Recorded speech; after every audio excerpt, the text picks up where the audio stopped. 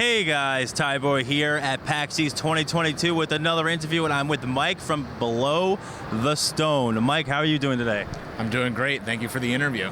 Oh, anytime. We love interviewing indie developers because sometimes you find a diamond in the rough and they become the next big hit, just like Rocket League. But anyways, Below the Stone, I just played it, I loved it, and basically, what is Below the Stone?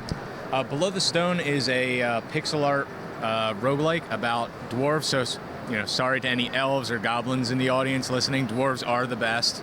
So yeah, it's kind of a dwarf, kind of inspired by Stardew Valley, Terraria a little bit, bit of Minecraft. A lot of people compare it to the Stardew Valley mining, but if it was its entire own game. So that's kind of what kind of inspired us to make this game. Yeah, like I said, when I first touched it or saw it, I thought of Minecraft immediately with the whole inventory system and things like that. But so obviously you're one of about like 7 people on the development team, right?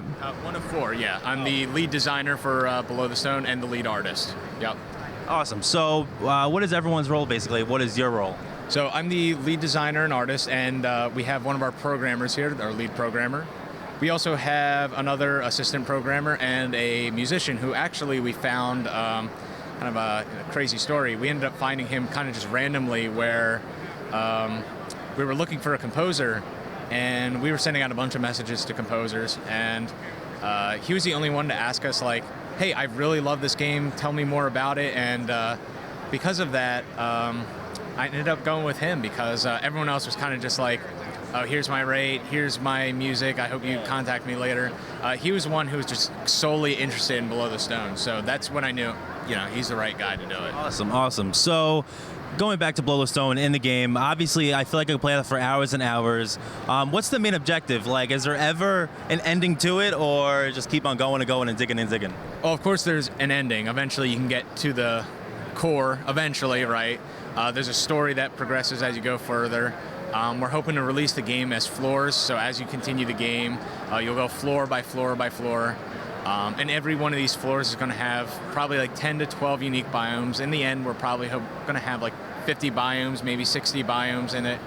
And I want to make it so a person can play this game 100 hours and still find something new that they've never seen before, whether it's an enemy, a creature, resources.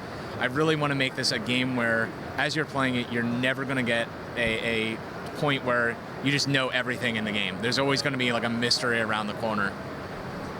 Awesome. So with the smaller game studios, it's harder to find a publisher. Yeah. So obviously we're here with Apogee, right? I said it right. Okay, I said it right. Apogee. And they have a lot of games here. You obviously have Elements, Turbo Overkill, but more importantly, Below the Stone. So how'd you guys find each other? Well, it's kind of funny. We ended up... I had a Kickstarter back in 2019, and we had like a $10,000 goal, which, if anybody knows, it's not enough to make a full, indie game.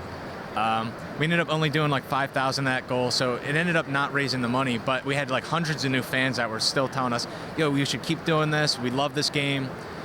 So we said, "Okay, let's keep doing this. Everybody loves this game. There's no reason not to." And around that time, we started getting contacted by like dozens of publishers after doing this Kickstarter.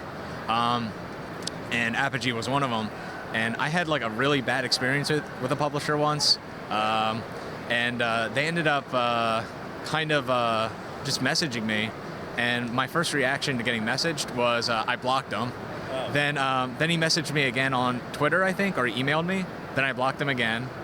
Then the president contacted me, and then I blocked him. Then they found my Facebook out of nowhere, and then I realized, okay, these guys must be up to something. Let's talk about this a little bit.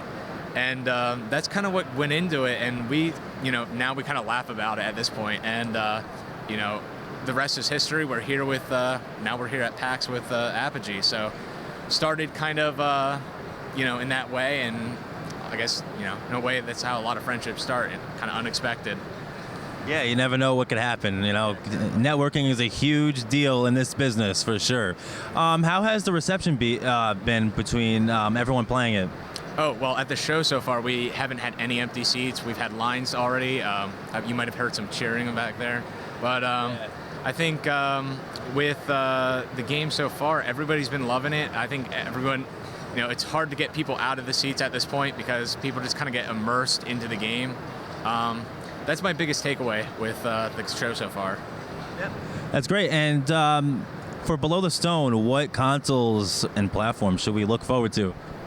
Right now, we're going to be releasing early access on Steam, but we're going to release on Switch, Xbox, and PlayStation. Awesome. Sweet. And what's kind of the goal? I mean, I guess the goal for the release date? Right now, we're looking early access end of this year, beginning of next year. And we're going to continue developing. This is one of those games where, a lot like Minecraft, as you were saying, Minecraft is one of those games that continues developing. I want to make this a game that continues working, continues changing. I don't like the idea of a game just releasing and finishing. I want to keep things coming out, and I want to keep things exciting with this game. So that's what we're going to be doing. Awesome. Sounds great. Make sure to check out Below the Stone. Keep an eye on the early access release. It's going to be a good one, and stay tuned for more PAX East content. Make sure to subscribe, like, and follow Mike on Twitter. I don't even know if you have Twitter. Do you have Twitter? We do, yes. Below the Stone. Yep. There you go. That's actually how we found each other, through Twitter. The first person to contact me before the PAX Press emails came out. So, see you guys next time.